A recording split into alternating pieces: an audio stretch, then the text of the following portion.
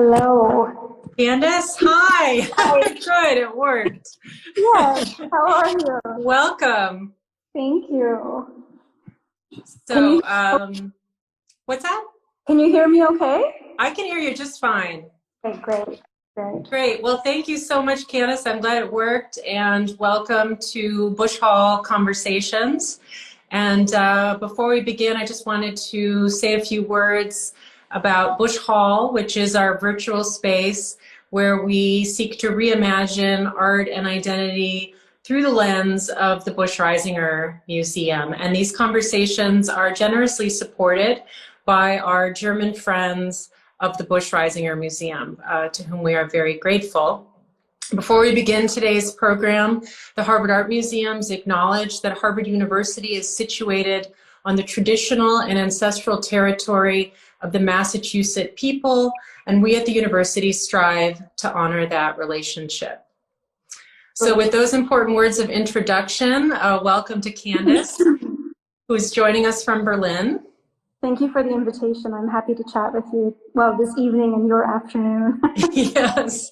Well, it's great to finally connect like this. We've been deep in conversations together for many months, thinking a lot about an artist who I know you've spent a lot of time thinking about, and we can get into that a little bit later, Sibylle Bergman. If folks want to go back and look in our Insta, we're very excited to post that we were able to acquire Sibylle Bergman's The Monument series recently for the Busch-Reisinger Museum, and Candice was really integral in making that happen. And so we're very, very grateful to you.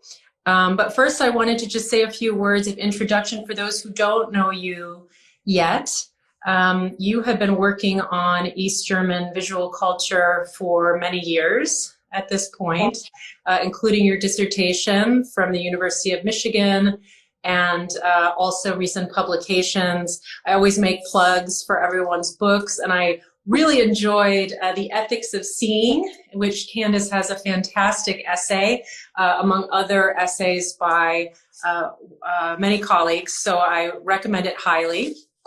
And you are now working as a curator in Berlin. Maybe you can say a little bit more about how you, how your work, your scholarly work and your curatorial work are coming together in recent years.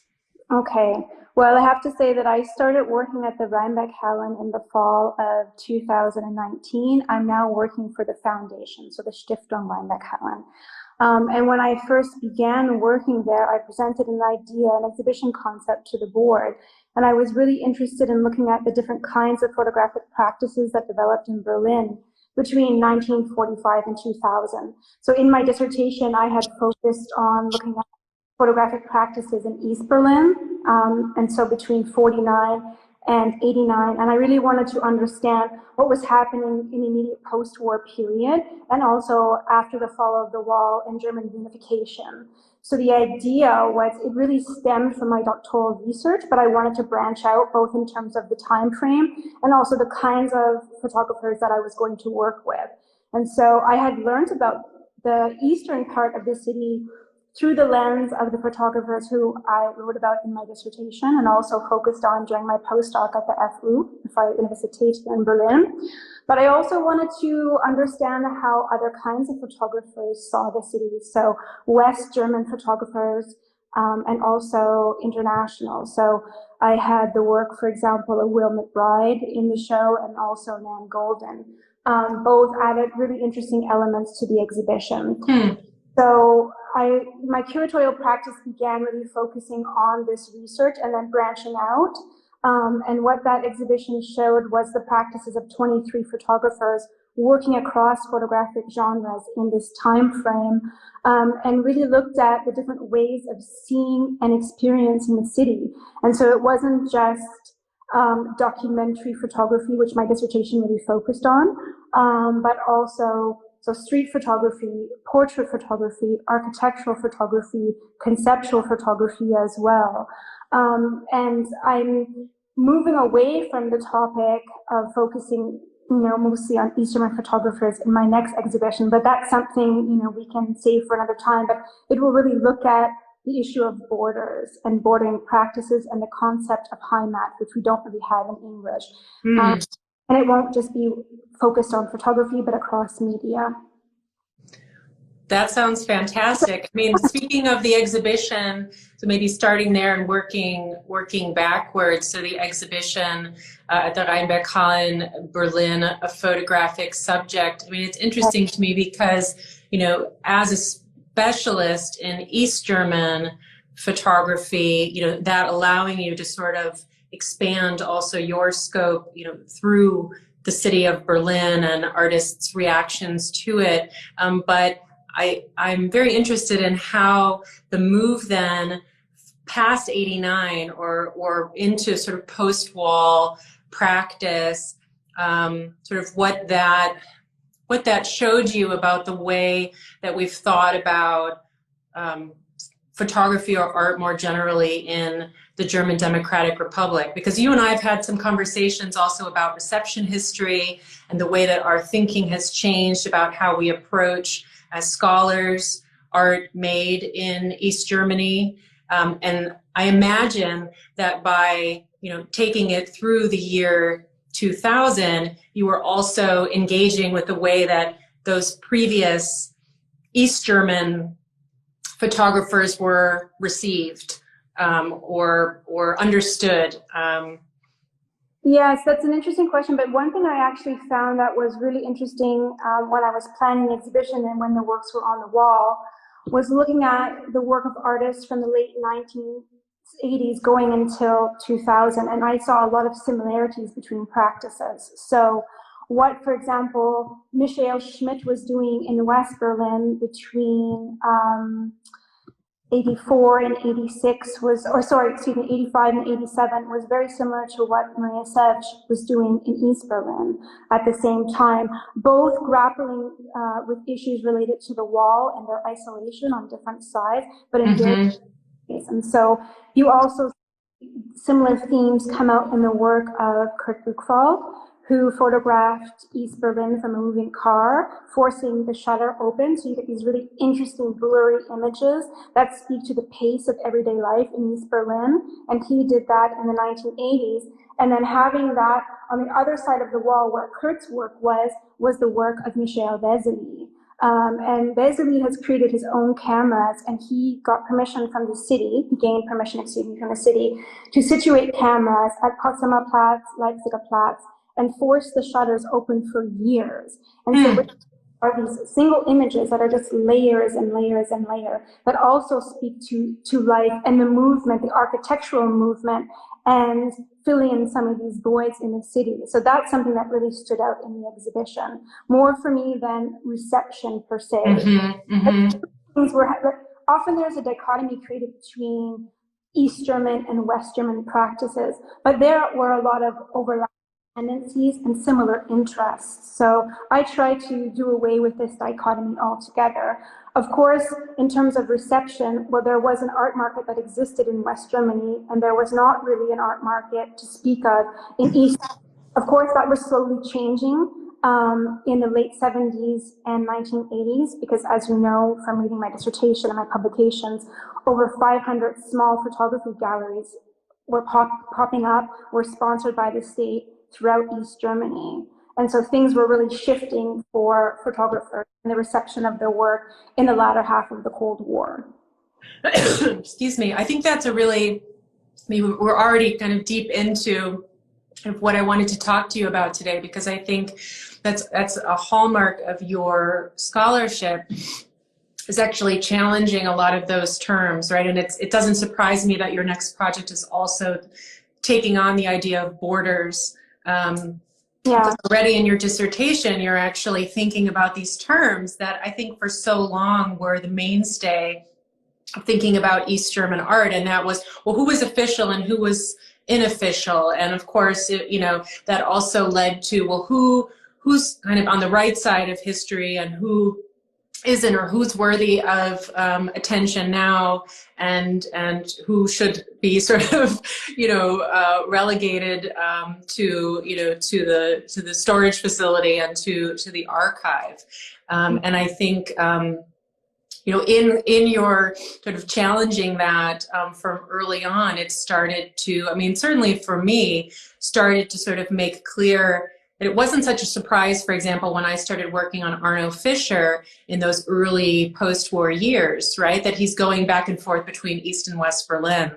Yes. That these, and I sort of only touched on that briefly in my exhibition Inventur on the post-war period, but already then, the dates and the way that we've kind of decided, who belongs East-West was, I mean, as always, right, is so much more complicated. Absolutely, and there's so many things that I can touch upon here. First, very quickly, about borders. The title of my dissertation is Behind Immaterial and Material Divides, East German Photography in 1949 to 89. So I have been thinking about borders in different capacities for probably 15 years now. So I think it's just only natural that then the next exhibition that I will curate, the next major exhibition at the Reinbeckhallen, will interrogate, what are borders? A lot of these borders are constructed, as we know.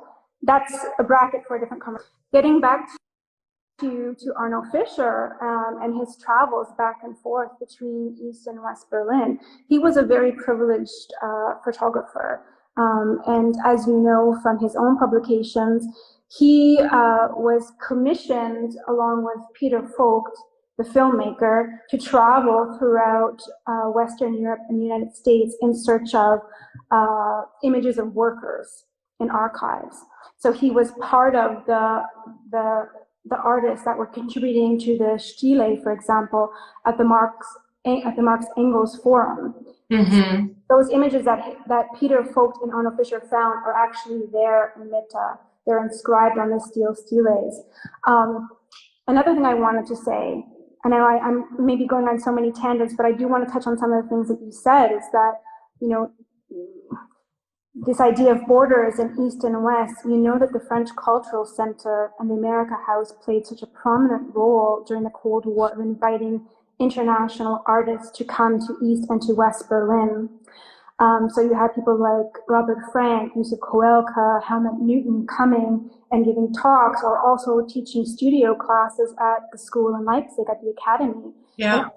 And when these photographers were here, they stayed with Arno Fischer and Sibylle Bergemann in their apartment along the Schiffbauer down. And so there they had these artist meetings, and they had these really interesting exchanges where they talked about photography, they talked about photographic trends. So there wasn't this like concrete divide, so to speak, between the East and the West when it came to this cultural exchange. It was very fluid, and even more so from the late 70s onwards. And another thing you sort of challenged is, I mean, you're very careful in your language, referring to photographic practices, and so there's also opening it up, it seems, and what you're interested in. I mean, even the title of today's conversation, right, visual culture. I was hoping maybe you could talk a little bit more about that. Well, I think this also goes back to this idea of official and unofficial. So you had many art photographers working in the GDR who sustained their independent practices by working for state-sponsored publications or showing their work in state-sponsored exhibitions, but also working for academies. So where is the line here between unofficial and official? And I think you have, for example, Sibylle Bergemann. Okay, she was a street photographer. She was also a fashion photographer. She was a photojournalist. So how do you define one's practice? Yeah. When categories, but also she had her independent practice, and she was also commissioned. It's the same for Arno Fischer and many photographers. So I want to be careful about not labeling someone or someone's practice by defining them as a fashion photographer, as a street photographer, because their practices were very fluid. I think that was also, now that you've mentioned Bergman. I mean, it was also obviously so important to think about a major series like the monument for the Busch-Reisinger Museum, but actually the first photograph that I acquired for the Busch-Reisinger Museum was a street photograph of the Oderberger Straße, so really her neighborhood and her, really stunning image of the young boy wearing a kind of paper mask, and we're kind of, like literally, right around the moment of the fall of the wall. And of course, thinking about, the language of the photograph, there's this incredible Berlin, Hinterhof back courtyard, behind him, this brick kind of facade. And yet when we think about many of these artists, we think about that sort of one major work. And, if people aren't familiar with it, Sibylle Bergman is the photographer whose monument series has really come, correct me if I'm wrong, Candice, but it seems to really almost in many ways stand in for East German photography. It's sort of a shorthand in many ways for it. And was also the cover of Sabine Eckmann and Stephanie Behrens' also, if you don't know it, I'm sure most of you do, Art of Two Germany's Cold War Cultures. I first saw this series actually at the Neue Nationalgalerie in Berlin in an exhibition called Art in the GDR, Kunst in der DDR. And remember, it was kind of in its own sort of little gallery kind of off to the side. And I remember being very struck by it. But this kind of reception in the exhibitions has also given us a different perspective, not just on the series, but also on Bergman herself. And as you're pointing out, I know that the Berlinische Galerie is doing a retrospective of her work this year, which is very exciting because I think it will show the breadth of her practice. But you and I have talked about how the monument itself, that series, has come to, in being that kind of shorthand, in some ways the complexity of that project is a bit shortchanged. Yes, I think so. It's one of her most celebrated series. It's definitely the longest series that she worked on. So she was commissioned in the mid-1970s. So Ludwig Engelhardt already came up with the concept of constructing a monument to Marx Engels in 1973 and presented that to the Ministry of Culture. And it was approved by the Socialist Unity Party 1 year later. And he began working on the monument in 1975. And Bergman was also commissioned by the Ministry of Culture to document both the creation of the monument and its installation. So over the course of 11 years, she photographed the process. She was in Usedom, she was in Lauchhammer, and then finally in Berlin. So the series that we know as Das Denkmal, the monument, it is comprised of 12 photographs. 8 of these photographs are taken in Usedom that show the construction.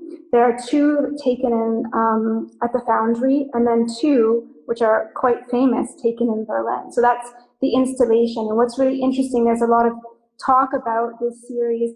And if we were not given the dates, the question is, would we view this as the construction of something, or rather the destruction, the dismantling, yes?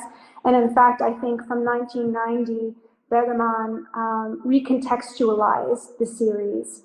So it was viewed even by her in a different way. Which is something we can also talk about further, but it definitely... Well, it's interesting because, we started out by talking about also some practices like, the open camera that records, over time, and the idea of, a series as being both protracted, right? So the commission, the construction of a monument, the documentation of that, through photography, but then also the afterlife of those images, and also the afterlife of that monument, which still exists in Berlin. That in some ways this is kind of, I guess I'm sort of trying to get at it because it's for me in thinking about issues of identity and how we can think about it through art in Germany is also, to start to move away from the idea of, the artwork as, this sort of moment in time, but also really start to read, through that artwork, through its creation, the process, but then also its afterlife, its sort of own biography, which of course we deal with so much in the museum because we are dealing with a collection that, came to us with a history that has, been a part of a collection and contributed to history and been read in different ways over different periods of time. Mm-hmm. Well, I think something we also have to add to that is the history of the monument itself. So not only the documentation of the monument, but how it came to be and how it came to be in this location. So the original plan was it was supposed to be in front of the Palais de la République, the People's Palace. And that is on the grounds of the Marx Engels Platz. And actually where it ended up is the Marx Engels Forum. Yeah, so it's not on the Platz, it's on the other side of the Spree, and it's the backs of Marx and Engels are facing, or were facing, the Palais de la République, and now we have the new Schloss there. And so it's very... Which is a whole nother topic related to identity. Yeah. But no, it was originally supposed to be at that location, and instead it was replaced by a parking lot. So the Socialist Unity Party favored a parking lot for people to come and park their cars so that people, or rather citizens, but also consumers, could park their cars and they could go to the Palais de la République where they could engage in, they could watch concerts, they could bowl, they could go to restaurants. So the priorities of the party and how they saw themselves really shifted, yeah? Mm. That is also evident in some of the articles that I've published and also in my dissertation where I speak about this real shift in terms of how the party saw itself and its lack of consensus, or how it couldn't reach a consensus on how it wanted to represent itself outwardly and through photography. And that really started to happen in the late 1970s. So 1977 is the moment when photography was seen as an autonomous art form in both East and West Germany. So photography had, for the first time, its own section in Documenta 6 in Kassel. That happened in 77. And photography was basically the subject of an exhibition that took place in Halle called Medium Fotografie. And that showed the work of photographers, not German photographers, but German photographers, all photographers who were working in Germany throughout the 20th century. And from that point, at least in East German art photographers were given stipends. They were given platforms to circulate their work. So as you know from my scholarship, in the 1950s, if you were in a group, you could exhibit your work and you could organize it within the Kulturbund, the East German Cultural Association. But after 1959, when the Central Commission for Photography was founded and overseen by Bertolt Weiler, photographers really had to follow the party line. And what it had to focus on workers and idealizing the socialist state. Otherwise, there was no real platform for them to circulate their work. Many of these photographers, like Bergman, Fischer, Ute and Werner Mahler, Helga Perez, Brigitte Vogt, the list goes on, then turned to illustrated magazines. They had these really progressive editors, and there was self-censorship, yes, of course, but the photographers were not overseen to the same degree as sculptors, as writers, as painters. And so for those 20 years, they were really restricted, so to speak, to these platforms like illustrated magazines and, of course, producing their own books. But that really shifted along with the idea of trying to find an East German identity in the late 90s. And how to represent yourself not only to the nation, but also outwardly. The Helsinki Act was signed. Citizens were supposed to be given more rights. And so to appear progressive, one had to be progressive. And so you get these really interesting mix images in the media, but also state-sponsored exhibitions like the National Art Exhibition in '82 showed photography for the first time in Dresden, showed really what would be considered to some polemical images by Gundula Schulze-Aldawi, who really placed a spotlight on the fringes of society and individuals that didn't fit previously into the media. They had no place in visual culture, and that really shifted. And Bergman was part of that change as well.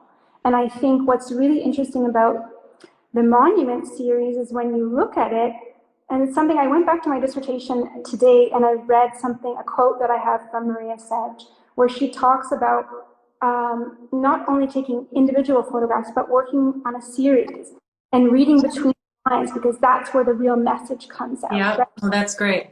You also see that in Das Denkmal. So like, it's okay to look at one image, but when you look at them all, and I went over them again today, looking at all 12 images, and I don't know if you've noticed this, but with the exception of one image, the faces are either omitted altogether, or effaced by material, or some sort of construction, whether it's bronze or whether it's machinery used to move, or in the case of angles being transported and you have the dome in the background, Yeah.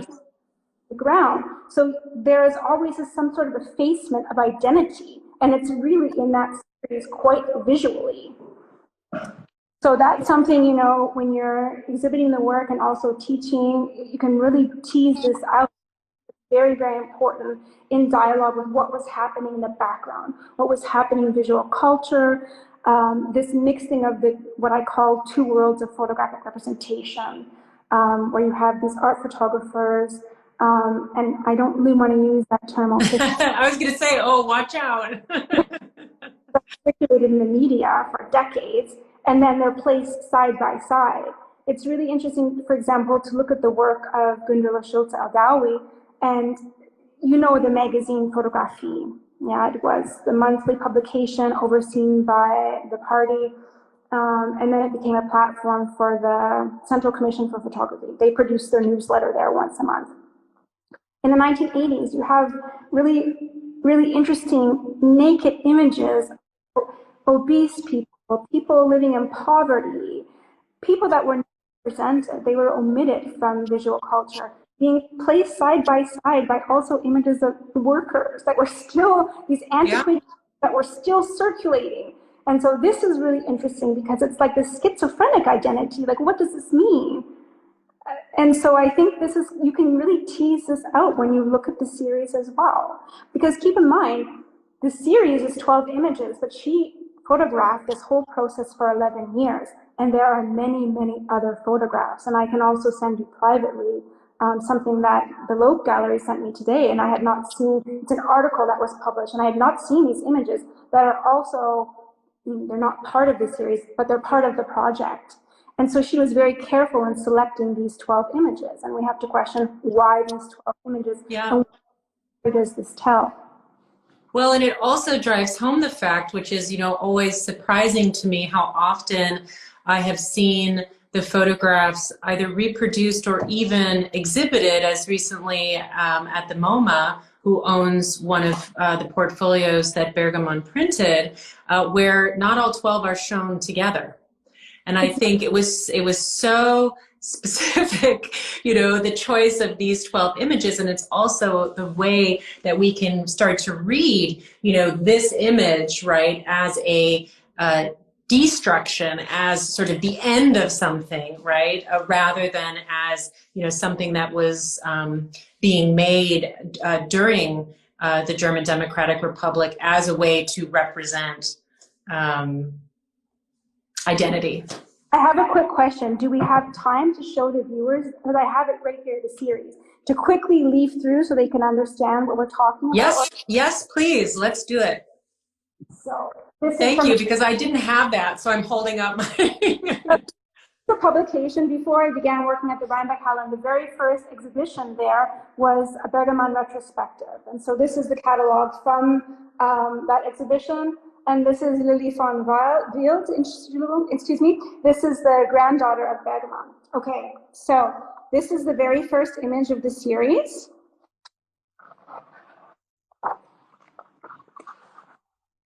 the second. Mm-hmm. The first 8, as I said previously, were taken in Usedom.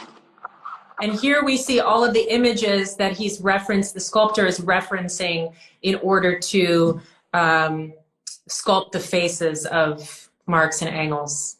This is just an incredible image. So I don't criticize what the MoMA decided to do. Sorry, can you see this? But I really do believe that this body of work needs to be seen and exhibited together.